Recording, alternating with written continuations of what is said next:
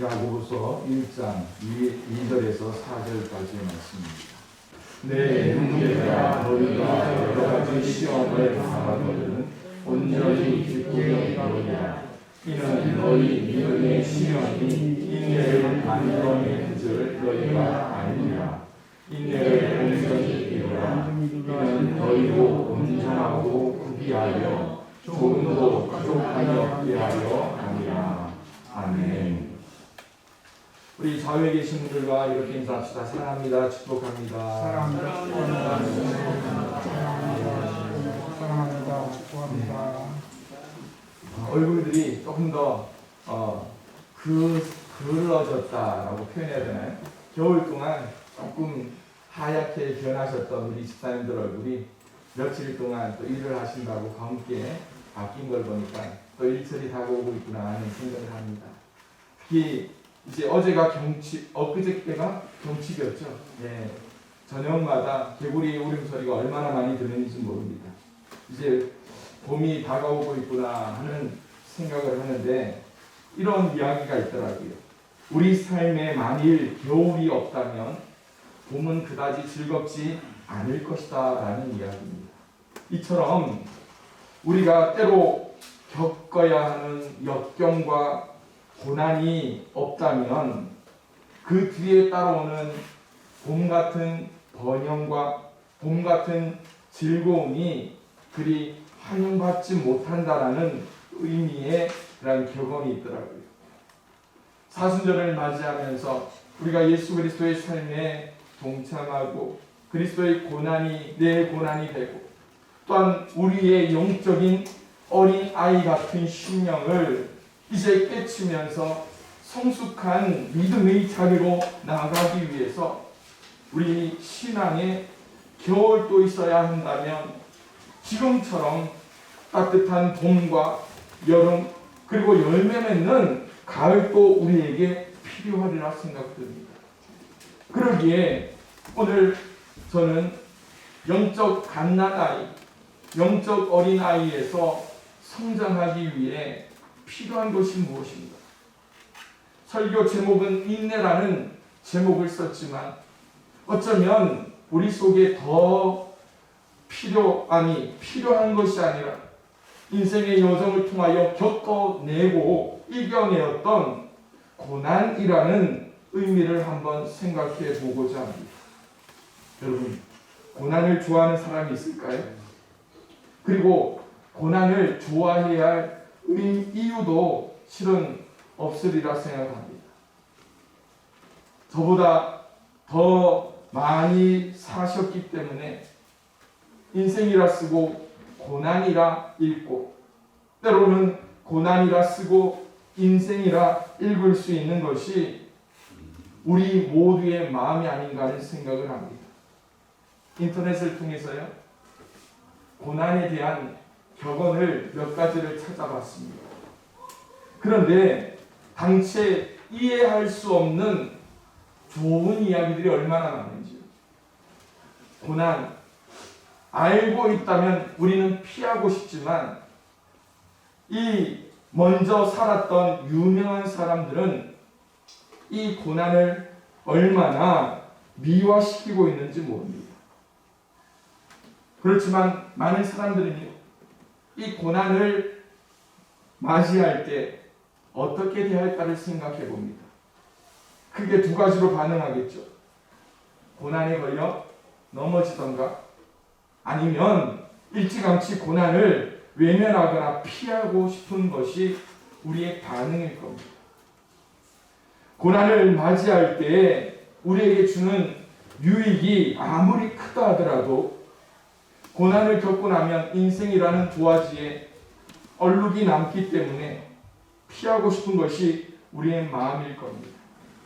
또한 고난을 통하여 잃어버리는 것도 만만치 않으리라 생각됩니다. 그래서 사람이라면 되도록 고난을 피하겠죠. 옛말에 그런 이야기도 있더라고요. 젊어서 고생은 사서도 한다는 말이 있습니다. 저도 그 이야기를 들으면서 한 번은 콧방귀를 꼈습니다. 사서 왜 고생하나? 피할 수 있으면 피해야지. 그런데 신앙인으로서 우리가 고난을 받을 때 일으킬 수 있는 반응은 똑같이 한 가지가 있습니다. 내가 뭐 잘못했나? 내가 하나님 앞에 뭐 죄를 저질렀나? 영락 없이 죄책감에 휩싸일 때가 있다란 말입니다. 그래서 고난을 죄의 문제로 결부하여서 우리가 하나님 앞에 나갈 때 어떻게 합니까? 기억하지도 못하는 그러한 죄까지 생각하면서 하나님 앞에 어떻게 기도합니까? 하나님, 잘못했습니다. 하나님, 용서해 주십시오. 하나님, 이 고난을 헤쳐나갈 수 있게 해주십시오. 그러다 보면 꼭 믿음의 사람들은 이런 말로 우리를 위로하려고 합니다. 고린도전서 10장의 말씀이죠. 사람이 감당할 시험 밖에는 너희에게 당한 것이 없나니 오직 하나님은 미쁘사 너희가 감당하지 못할 시험 당할 쯤에 어떻게 한다고요? 피할 길을 내어주신다라고 말씀하면서 우리에게 고난을 하나님 앞에 맡기라고 이야기합니다. 그런데 많은 사람들은 그렇게 이야기하더라고요. 고난이 닥쳤을 때 무조건 하나님, 내가 잘못했습니다. 저를 용서해 주시고 고난을 거두어 주시고 제게 회복의 은혜를 허락해 주십시오라고 이야기하는 것을 보면 고난에 대한 바른 자세가 아니라는 이야기도 하더라고요. 어린아이들이 부모에게 잘못하면 제일 먼저 뭐라고 합니까? 나 안 그랬어. 나 잘못 안 했어. 그러다가 부모가 회초리를 들고 어떻게 합니까? 요목조목 따지면서 너 이거 이렇게 했지? 너 저거 저렇게 했지? 자녀들이 어떻게 반응합니까? 딱 잡아떼던 아이들이 그제서야 무릎 꿇고 손을 빌면서 엄마 안 그럴게요. 다시는 안 그럴게요. 용서해 주세요. 그 순간 부모가 용서를 해줍니다. 그런데 아이들이 다음부터 그 잘못을 저지르지 않을까요? 아닙니다. 금방 다시 죄를 저지르게 돼요. 어린아이적인 그러한 처세술을 가지고 우리가 하나님 앞에 이 고난에 대해서도 얄팍한 방법으로 고난을 피하려고 할 때가 얼마나 많이 있습니다. 또 하나의 질문이 있습니다.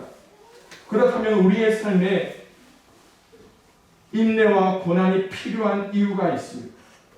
그것은요, 고난이 성숙의 도구라면 하나님의 사람으로 만들어져가는 과정 속에서 이 고난은 성장통이 될 수 있다는 것입니다.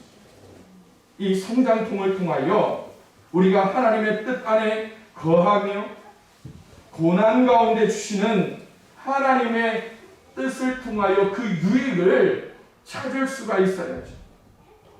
그러기에 영적 어린아이, 갓난아이는요, 자기에게 주어지는 고난의 의미를 생각지 않고 그저 그것을 빨리 헤쳐나가려고 합니다. 그러나 성장한 사람들, 사춘기를 지나면서 인생의 의미를 깨달으면서 그들에게 나타나는 고난에 대해서 어떻게 할까요? 그들은 이제 모든 것을 인지하고 그것을 스스로 헤쳐나가며 성장하는 것, 사람답게 사는 것, 그것을 배워가잖아요.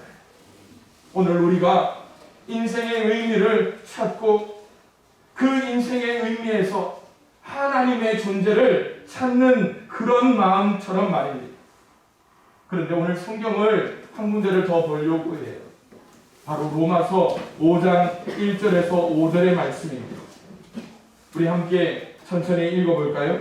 그러므로 우리가 믿음으로 의롭다 하심을 받았으니 우리 주 예수 그리스도로 말미암아 하나님과 화평을 누리자. 또한 그로 말미암아 우리가 믿음으로 서 있는 이 은혜에 들어감을 얻었으며 하나님의 영광을 바라고 즐거워하느니라. 다만 이뿐 아니라 우리가 환난 중에도 즐거워하나니 이는 환난은 인내를, 인내는 연단은 소망을 이루는 줄 알미로다. 소망이 우리를 부끄럽게 하지 아니함은 우리에게 주신 성령으로 말미암아 하나님의 사랑이 우리 마음에 부음바 됨이니. 아멘. 로마서 5장 1절부터 이 말씀을 보면요, 우리가 어떻게 하나님의 의롭다 하심을 받는 자녀가 될 수 있느냐 보여주고 있습니다. 그것은 우리의 선한 행동이 아니라는 겁니다. 다만 그리스도를 믿는 믿음의 출발점이 의롭게 됨의 믿음의 시작이라는 거예요. 그렇다고 우리에게 행동이 필요 없느냐? 아니죠. 의인의 길, 제자의 길이란 사람들의 생각하는 것처럼 고난과 고통이 없이 평탄한 의미를 말하는 것이 아니라는 것을 이 말씀은 보여주고 있습니다. 무엇 때문입니까? 우리에게 주어지는 환난을 우리가 어떻게 이겨내느냐. 그래서 환난 중에도 즐거워하나니, 환난이 무엇을요? 인내를, 인내는 연단은 소망을 이루는 줄 우리가 알아가는 그 과정을 통하여 우리에게 이 고난의 인내에 대처하는 법을 우리에게 가르쳐주고 있잖아요. 그래서 십자가를 지고 좁은 문으로 들어가며 그리스도의 군사로 훈련되는 그 과정, 고난을 통하여 희생과 대가 지불이 필요한 삶을 우리에게 말씀하고 있습니다. 그런데 여기서 3절에 보면 좀 더 깊은 말씀이 하나 더 있습니다. 의인의 길에는 평안함이 아니라 환난이 우리를 기다린다라고 이야기해요. 우리를 이 환난이라는 것이 기다리고 있다는 거예요. 예수 믿으면 다 잘 될 거야. 예수 믿으면 다 복 받을 거야. 우리는 그렇게 하면서 전도합니다. 그런데 그 복은 하나님의 자녀가 되는 복이요, 예수의 제자가 되는 복일지라도 우리 신앙의 과정에 그 첫걸음에 닥치는 그 환난을 어떻게 맞이하느냐, 그 환난을 어떻게 대처하느냐, 그것을 우리가 지나지 않으면 결국 우리는 계속해서 영적인 어린아이, 갓난아이에 지날 수밖에 없다라는 것을 보여주는 거예요. 그러기에 오늘 우리가 읽은 야고보서의 말씀을 보면 우리에게 좀 더 깊은 의미를 줍니다. 1장 2절에 이렇게 말씀합니다. 내 형제들아, 너희가 여러 가지 시험을 당하거든 어떻게 하라고요? 기뻐하라. 어떻게 기뻐하라고요? 온전히 기뻐하라. 온전한 기뻐함, 이것이 우리에게 가당키나 할 수 있을까요? 그러나 이 모든 인생의 환난과 연단과 소망의 터널을 지난다면 이 온전함이라는 것은 우리의 성품이 될 수 있으리라 생각합니다. 그렇다면 오늘 사순절을 맞아 예수의 고난을 묵상하고 예수의 삶을 살아가려고 노력하는 우리에게 이 인내의 성장, 인내를 통한 성장이 무엇인가를 한번 생각해 보고자 합니다.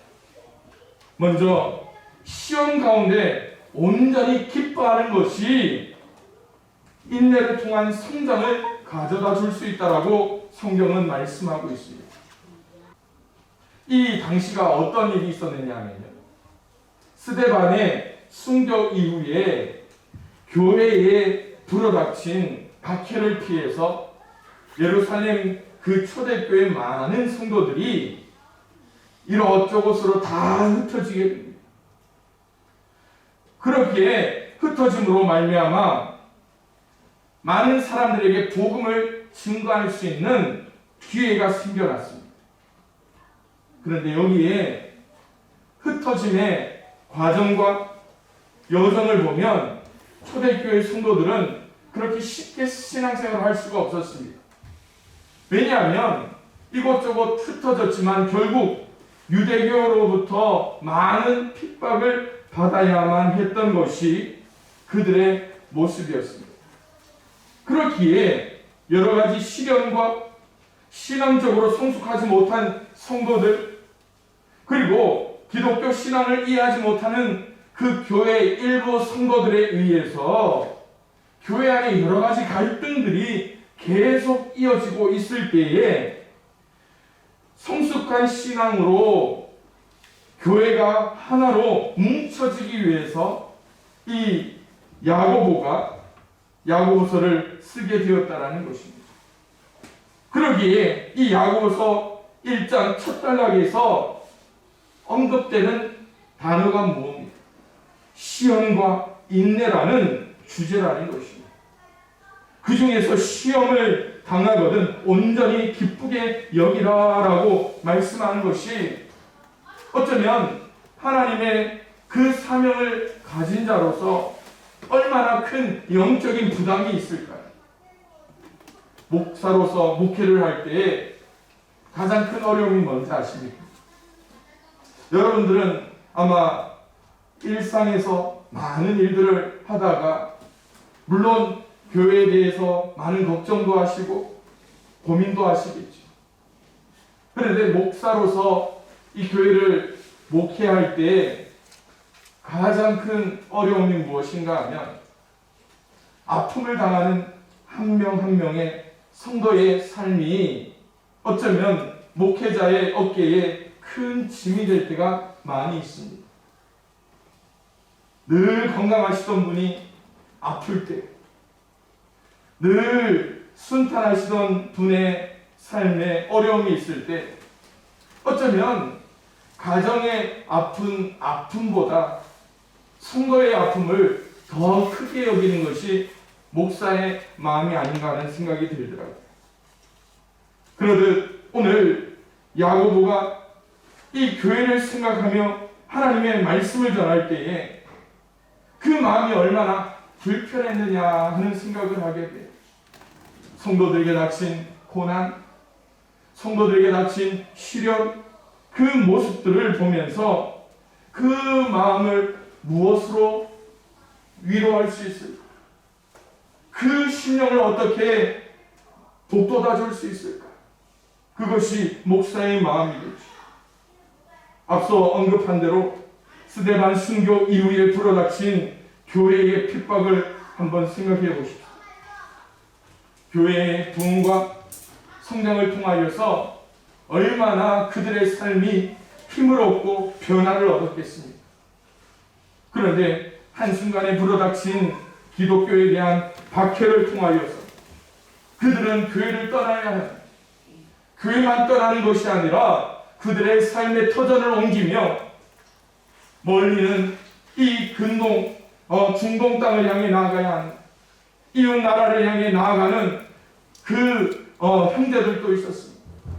그 속에서 어떻게 하면 그들이 힘을 얻을 수 있을까요? 때로 믿음이 약한 성도는 신앙의 회의에 빠져 믿음을 저버리는 사람들도 아마 있었지 않겠습니까?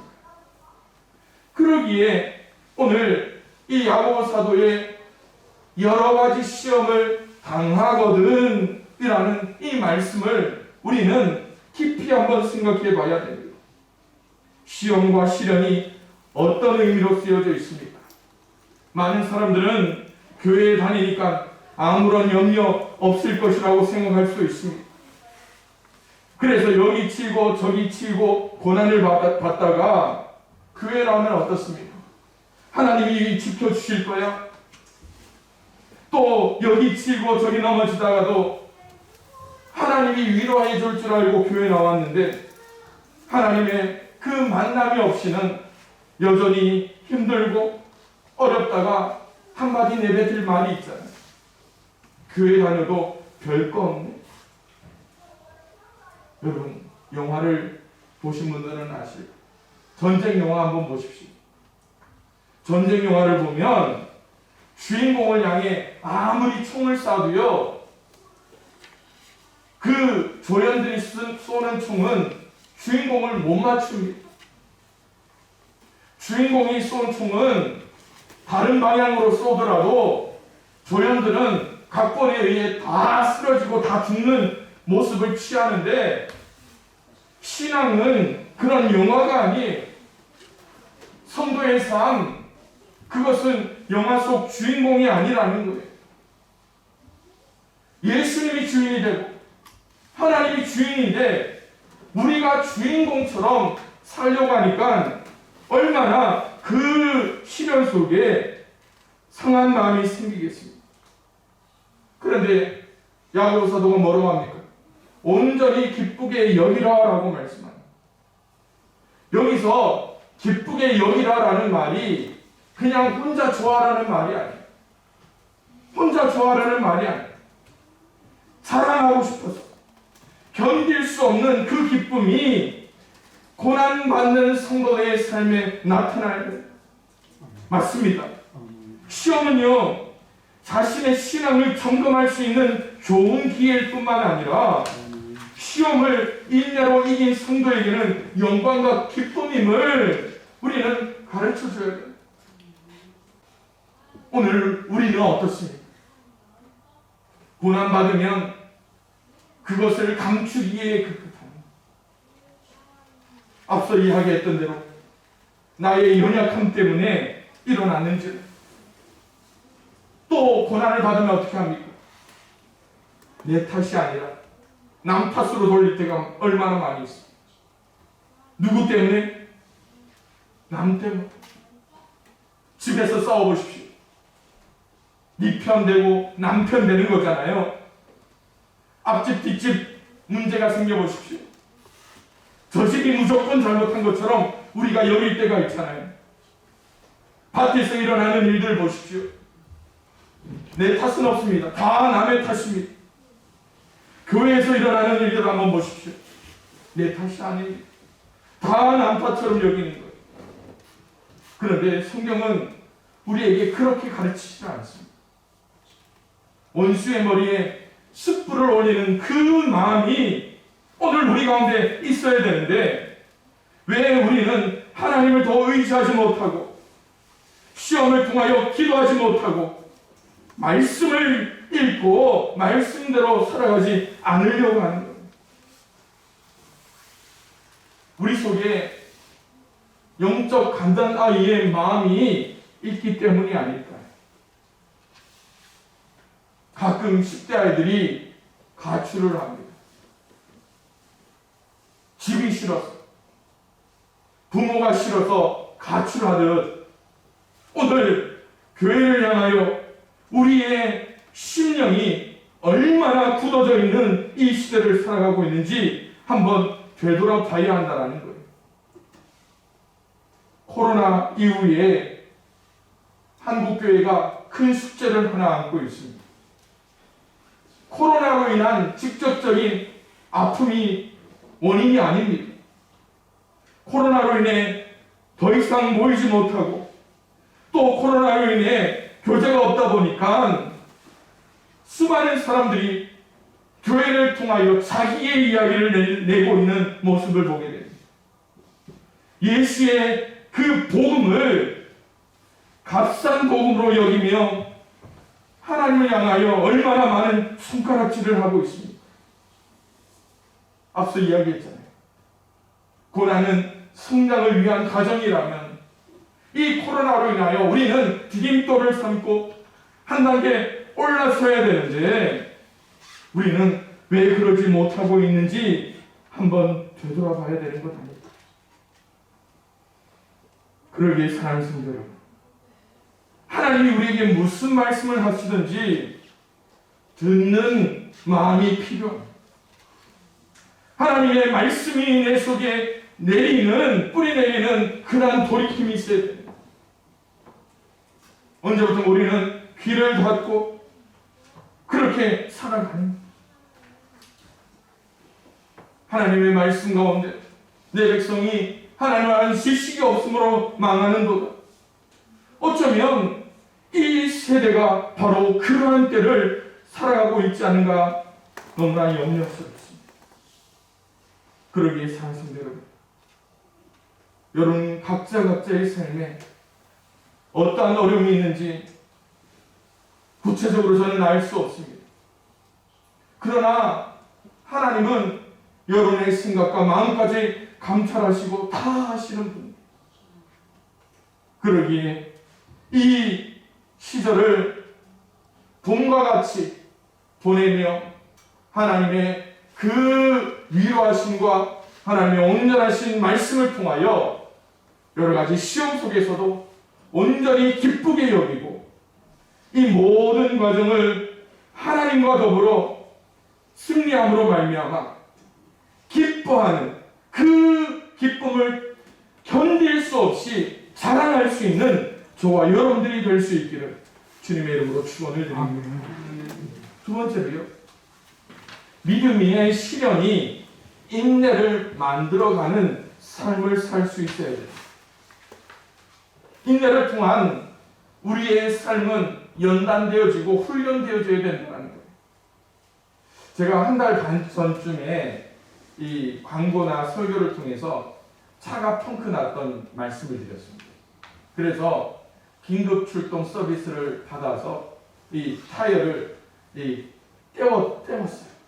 고무를 넣어가지고 떼었어요. 그런데 여러분 그 후에 아무렇지도 않겠다 해서 이곳저곳 다니고 차 운전을 하는데 언제부턴가 이 차의 쿠션이 좀 안 좋은 것 같아요. 그래서 한 달 전쯤에 타이어 펑크를 수리했으니까 괜찮겠지. 한 달이 지난 다음에 혹시나 하고 봤더니 여러분 타이어에 바람이 하나도 없더라. 그러니까 쇠만 안 닿지 타이어에 바람이 하나도 없는 상태에서 한 달 동안 타고 다녔어요. 그래서 마음속으로 생각하는 거예요. 다시 긴급 서비스를 받아가지고 이걸 수리할까? 그게 맞겠다라는 생각을 했는데 여기 이 동네에서 하면은 꼭 한 분밖에 안 오시잖아요. 그렇죠? 서비스를 출동하시는 분이 벌써 몇 번을 오다 보니까 죄송한 마음이 들었어요. 그래서 제가 어떻게 하느냐? 일주일에 한 번 기름을 넣으러 갈 때마다 거기서 바람을 넣어봤습니다. 한 3번 그렇게 했어요. 그랬더니 아무렇지도 않게 운전하는데 불편함이 없더라고요. 그 후로 아침 저녁으로 제가 차를 볼 때마다 하는 행동이 있습니다. 뭘까요? 바퀴를 발로 한번 꾹꾹 눌러봅니다. 제가 어릴 때 시골 생활하면 비포장길에 큰 안내양이 있는 그 버스를 타고 다녔는데 안내양이나 기사 아저씨가 아침 그리고 버스 정류장에 도착할 때마다 뭐 하는지 아시죠? 뾰족한 망치 길게 해가지고 어떻게 합니까? 앞바퀴부터 두드리면서 뒷바퀴 두드리고 또 저쪽 건너편 바퀴 두드리고 왜 그렇게 망치질을 했는지 이제서야 알 것 같아요. 여러분 믿음의 시련이 있을 때에 가장 좋은 방법이 무엇인지 아십니까? 내 신앙을 순간순간 점검하며 체크하는 것이 얼마나 중요한가를 우리에게 가르쳐주고 있습니다. 우리의 시련 속에서 반드시 해야 할 영적 습관, 그것이 무엇인가? 성경은 인내라고 말씀합니다. 그래서 3절에서 인내를 만들어내는 줄 4절에서 인내를 온전히 이루라. 이처럼 인내를 강조하면서 초대교회 초대교회 많은 신자들이 겪고 있는 시련을 인내하라고 가르칩니다. 인내하지 못하면 어떤 일이 있을까요? 중간에 포기합니다. 그러나 여러분, 야고보서 앞에 있는 히브리서를 한번 보십시오. 히브리서 11장을 우리는 믿음의 장이라고 합니다. 거기에는 아벨을 시작으로 에녹, 노아, 아브라함을 비롯한 많은 믿음의 사람을 예로 들어서 고난과 시련 속에서도 어떻게 그들이 이겨냈는가를 보여주고 있습니다. 그런데 이 11장 후반절에 보면 이름도 없는 믿음의 사람을 거론하고 있습니다. 이름도 없는 믿음의 사람을 히브리서 기자는 이렇게 이야기합니다. 이런 사람은 세상이 감당하지 못하는, 믿음의 사람을 무엇으로 이야기한다고요? 세상이 감당하지 못하는 사람이다. 무엇 때문에 그들이 세상이 감당하지 못하는 믿음의 사람이 됐는가? 그 앞절 11장 33절에서 37절까지의 말씀을 보면 이렇게 이야기하고 있습니다. 그들은 믿음으로 나라를 이기기도 하며 의를 행하기도 하며 약속을 받기도 하며 사자들의 입을 막기도 하며 불의 세력을 멸하기도 하며 칼날을 피하기도 하며 연약한 가운데 강하게 되기도 하며 전쟁에 용감하게 되어 이방 사람들의 진을 물리치기도 하며 여자들은 자기의 죽은 자들의 부활로 받아들이기도 하며 또 어떤 이들은 더 좋은 부활을 얻고자 하여 심한 고문을 받되 구차히 풀려나기를 원하지 아니하였으며 또 어떤 이들은 조롱과 채찍질 뿐 아니라 결박과 옥에 갇히는 시련도 받았으며 돌로 치는 것과 톱으로 켜는 것과 시험과 칼로 죽임을 당하고 양과 염소의 가죽을 입고 유리하여 궁핍과 환난과 학대를 받았으니. 여러분, 그들이 받은 고난이 어떤 건가? 사자들의 입에 물려 죽기도 했습니다. 불에 타 죽기도 했습니다. 칼날에 희생되기도 했습니다. 전쟁에 나가 죽기도 했습니다. 심한 고문을 받기도 했습니다. 조롱과 채찍질을 받기도 했습니다. 결박과 옥에 갇힘을 경험합니다. 돌로 치는 것으로 죽기도 했어요. 톱에 썰려 죽기도 했습니다. 시험과 칼로 죽었습니다. 그리고 그것을 피해 도망가며 유리하며 궁핍과 환난과 학대를 받았습니다. 여러분, 이게 무엇입니까? 이게 초대교회의 성도들이 경험했던 시련의 종류들이에요. 그런데 이 말들보다 더 중요한 것이 무엇인지 아십니까? 시련 속에 인내하였다는 거예요. 시련 속에서 그 고통 속에서도 그들은 인내했다는 거예요. 그 결과가 뭔지 아십니까? 그들의 호칭이 바뀌어져요. 세상이 감당하지 못하는 사람이라는 거예요. 인내가 그들을 그렇게 만들어냈다는 거죠. 우리는 앞서 말씀드렸잖아요. 내 탓보다 남 탓. 신앙을 되돌아보지 못하고 하나님을 원망하며 교회를 떠난 사람도 분명히 있었어요. 그러나 중요한 것은 내 옆에 있는 사람, 세상이 감당치 못하는 그 시련 속에서 나의 손을 붙잡을 믿음의 동력자. 그 인내를 온전히 승리로 열매 맺을 수 있고 인내를 만들어 나갈 수 있는 저와 여러분들이 되기 원합니다. 그럴 때에 우리에게 어떤 변화가 주는지 아십니까? 인내를 통하여 우리가 온전하여 부족함이 없을 것이라고 말씀합니다. 시험의 목적이 완성되었다라는 거예요. 모든 부분에서 온전하여짐으로 부족함이 없을 것이다라고 말씀합니다. 이 변화를 사도 바울은 이렇게 이야기합니다. 우리가 다 하나님의 아들을 믿는 것과 아는 일에 하나가 되어 온전한 사람을 이루어 뭐라고요? 그리스도의 장성한 분량이 충만한 데까지 이르립니다.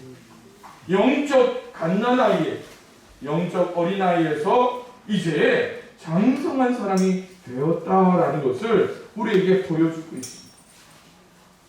결국 고난이 주는 유익이 우리로 하나님의 사랑, 우리로 하나님의 사랑이라는 귀한 칭호를 주십니다.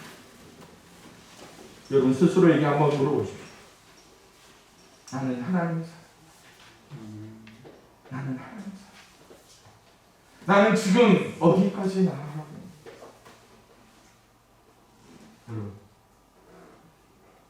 여러분들은 각자의 삶에서 다 전문 분야에 뛰어난 사람이죠. 그렇지? 농사에 대해서 여러분들은 또 일가견이 다 있으십니다.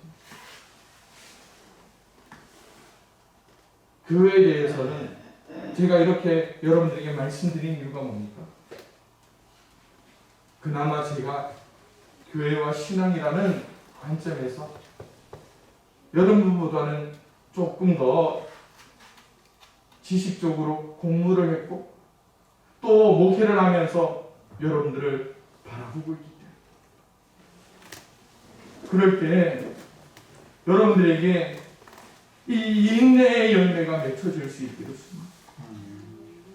온전하여지고 하나님으로부터 부족함이 없다 하시는 그 은혜를 경험할 수가 있었으면 좋겠어요.